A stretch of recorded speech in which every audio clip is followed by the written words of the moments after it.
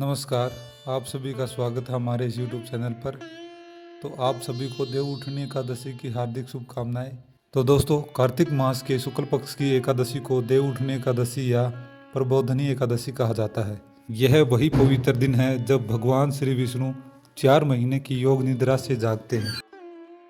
कहा जाता है कि आषाढ़ मास के शुक्ल पक्ष की एकादशी के दिन भगवान विष्णु क्षीर सागर में शेषनाग की शैया पर योग निद्रा में चले जाते हैं और कार्तिक मास के शुक्ल पक्ष की एकादशी के दिन जागते हैं। इसलिए इस दिन को देवोत्थान एकादशी भी कहा जाता है, यानी देवताओं का उठना। तो अब बात करते हैं आज की पौराणिक कथा के बारे में।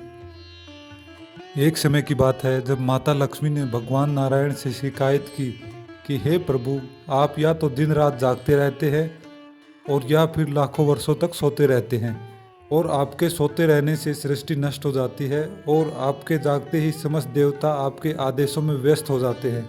ऐसे में ना मुझे और ना उनको विश्राम करने का मौका मिलता है।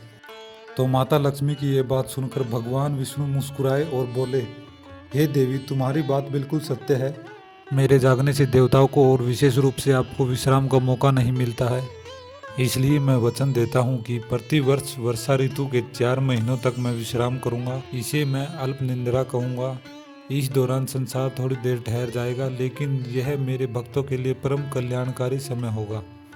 इन दिनों को चातुर्मास कहा जाएगा और जब मैं जागूंगा तभी सारे शुभ कार्य जैसे विवाह, गृह प्रवेश और मांगलिक कार्य पुनः आरंभ होंगे। जो भक्त इस काल में मेरे सोए हुए स्वरूप की सेवा करेंगे, जो मेरे शयन और उत्थान के उत्सव को श्रद्धा और प्रेम से मनाएंगे, उनके घर में मैं स्वयं लक्ष्मी के साथ निवास करूंगा। मेरे सोए हुए स्वरूप के आगे दीपक जलाना, मंत्रों का जप करना और हृदय से भक्ति करना, यह सब मेरी जागृति का ही प्रतीक होगा।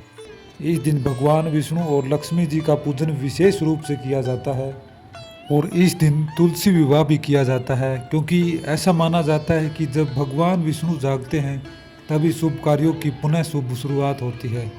तुलसी, जो स्वयं माँ लक्ष्मी का रूप है, उनका विवाह विष्णु के शालिग्राम स्वरूप से कराया जाता है। यह विवाह केवल एक रिवाज नहीं, यह प्रतीक है जागृति, प्रेम और नए आरंभ का। तो दोस्तों, देवउठनी एकादशी के दिन भगवान विष्णु की पूजा करने से जीवन में समृद्धि, सौभाग्य और सुख की वर्षा होती है। कहा जाता है कि जो भक्त इस दिन व्रत रखता है उसके सभी पाप धुल जाते हैं और भगवान स्वयं उसकी रक्षा करते हैं। तो दोस्तों, भगवान विष्णु और माता लक्ष्मी से यही प्रार्थना है कि वे हमारे जीवन में सदैव खुशहाली बरसाते रहे और हमारे मन के अंधकार को दूर कर ज्ञान और भक्ति का प्रकाश फैलाते रहे। ओम नमो भगवते वासुदेवाय। ओम नमो भगवते वासुदेवाय।